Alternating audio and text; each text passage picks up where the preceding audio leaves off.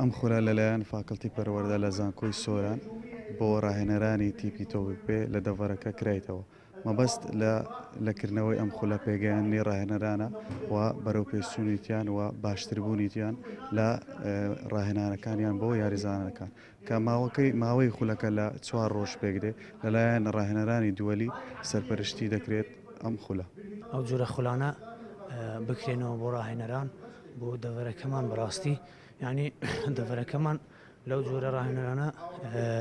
بێبەشە بەڕاستی ینی حەز دەکەین دەبە 3-4 ساڵ پێش ئەو شتە کرابە لەو دەڤەرە لەبەرەوەی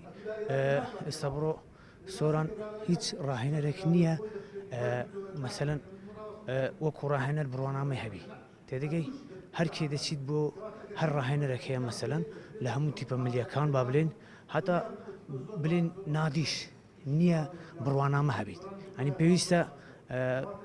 ساڵانە بڵێن دوو جارێک دوو جار کەمتر نەبی لە جارێک